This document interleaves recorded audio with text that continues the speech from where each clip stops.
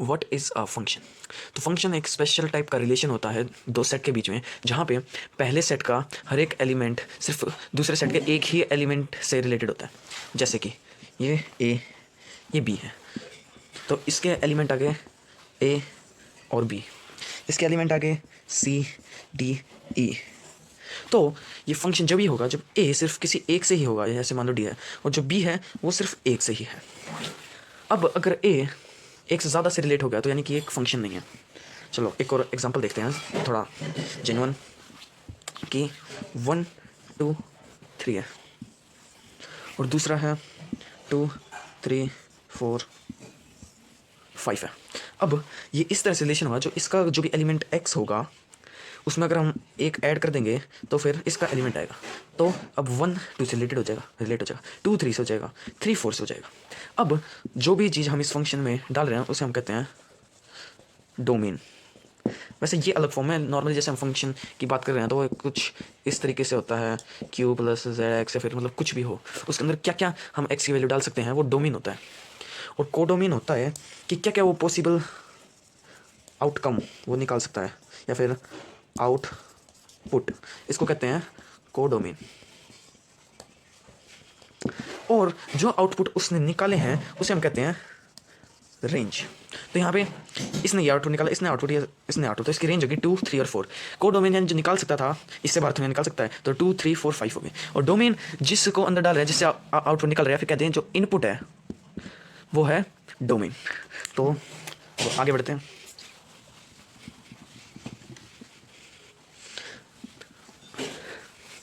अब फंक्शन एक मशीन की तरह काम करता है, तो इसके अंदर स्पेसिफिक इनपुट अलाउड होता है। जैसे मान लो ये चप्पल बनाने की मशीन है, तो इसके अंदर सिर्फ चप्पल बनाने का ही मटेरियल आ सकता है और ये बाहर चप्पल ही निकालेगी।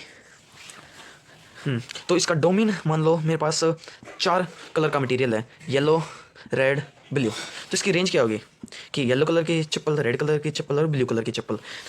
ये इसका डोमेन हो गया और ये इसकी रेंज होगी। अब कोडोमेन हो क्या होगा, अब ये चप्पल है, ये इसका कोडोमेन होगा कि हर तरह की चप्पल, क्योंकि ये मशीन कैसे काम कर रही है, इसके अंदर हर तरह की चप्पल निकल सकती है ना। मेरे पास फिलहाल बस ये इनपुट है, अगर मैं यहाँ पे ग्रीन ले आऊँ, ब्लैक ले आऊँ, या और भी वाइट ले आऊँ, अलग कलर ले आऊँ, तो वो भी निकाल देगी। लेकिन फिलहाल जो है वो डोमेन है, और जो निकाल आउटपुट है, और जो निकाल सकता है वो कोडोमेन है।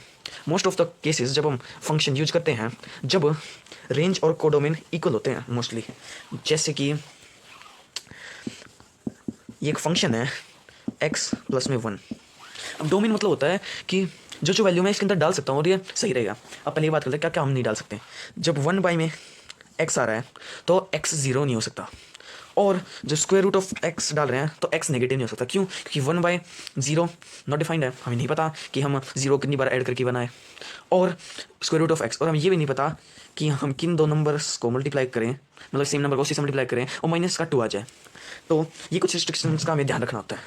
तो यहाँ पे मैं यहाँ पे कोई भी रियल नंबर डाल दूँ तो उन दोनों रिस्ट्रिक्शंस में ये नहीं फंस रहा, तो इसकी डोमेन होगी रियल नंबर।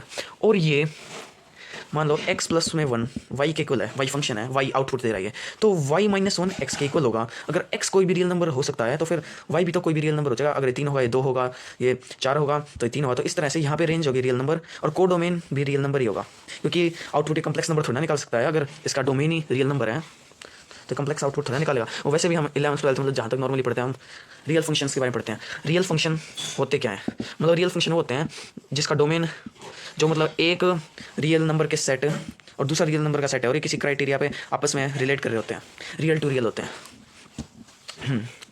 ठीक है, तो आगे बढ़ते हैं। चलो पहले कुछ 1-2 क्वेश्चन ट्राई करते हैं डोमेन निकालने के। अब एक फंक्शन है 1/x-2, तो हमें ये पूछा है डोमेन। डोमेन यानी कि इसके अंदर क्या क्या आ सकता है कि ये फिर वो रिस्ट्रिक्शन नहीं आएंगे इस पर। अब हमें इतना पता है कि 1 में 0 नहीं आना चाहिए, तो 0 यानी कि x-2 0 के इक्वल नहीं आना चाहिए, तो नहीं x 2 के इक्वल नहीं आना चाहिए। अगर x 2 के इक्वल नहीं आ रहा तो हम क्या कह सकते हैं, x कोई भी रियल नंबर हो सकता है, बस उसमें से 2 को घटा दो, तो इसकी डोमेन आ गई। अब इसकी रेंज देखते हैं। ठीक है, अब मान लिया रेंज निकाल रहा है y, तो फिर 1/y की वैल्यू हो जाएगी x-2, तो यानी कि 1/y प्लस 2 की वैल्यू आ जाएगी x। अब x 2 के इक्वल नहीं हो सकता, तो यानी कि हम क्या कह सकते हैं कि 1/y प्लस में 2 के इक्वल नहीं हो सकता। ठीक है, तो यानी कि 1y में y 0 के इक्वल नहीं हो सकता। ठीक है, या फिर हम ऐसे कहते हैं कि 1y में y प्लस में 2 आ गया है, तो इसको हम क्या लिख सकते हैं 1 प्लस में 2y बाई में y।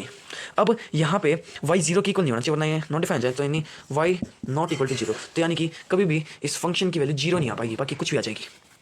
आप ट्राई करके देख सकते हैं, कुछ भी कर लो, 0 तो आ नहीं सकती, क्योंकि 0 के लिए मल्टीप्लाई हो जाए कुछ 0 ही होना चाहिए, तो इसलिए इसकी रेंज हो जाएगी कि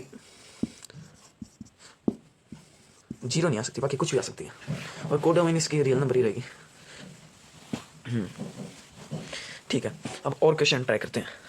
जैसे कि एक और क्वेश्चन ट्राई करते हैं कि f of x root 9 minus में x स्क्वायर है। अब रूट x अगर कोई फंक्शन है तो हमेशा x 0 से बड़ा या इक्वल होना चाहिए। जब ये रियल रहेगा तो यहाँ पे फिलहाल इसकी वैल्यू मान लो x है, तो यानी कि 9 माइनस में x स्क्वायर 0 से बड़ा या इक्वल आना चाहिए। अब 0 से बड़ा या इक्वल कब आएगा, जब जो x है वो -3 और 3 के बीच में लाई करेगा। अब इसका स्क्वायर 3 9, इससे कम ही रहेगा, इससे ऊपर नहीं जाएगा, तो यानी कि नेगेटिव में नहीं आएगा, तो यानी ये कम्प्लेक्स नहीं बनेगा, तो यानी डोमेन हो जाएगा, डोमेन की रियल नंबर माइनस, तो क्या ही करें, सीधे ऐसे लिख सकते हैं कि -3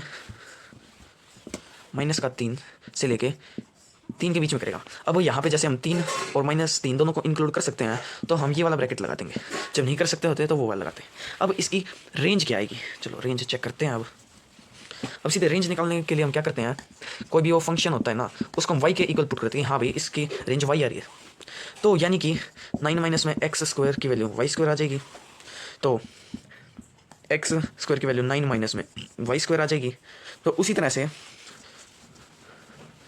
इसकी जो रेंज होगी वो -3 से लेकर 3 के बीच में बताते हैं कई बच्चे जो ज़्यादा ध्यान नहीं देते, उनको ये ध्यान देना चाहिए कि माइनस में तो आ ही नहीं सकती, क्योंकि किसी भी चीज़ का स्क्वायर रूट माइनस में थोड़ा ना आएगा, तो यानी कि ये हो जाएगी 0 से लेकर 3 के बीच में।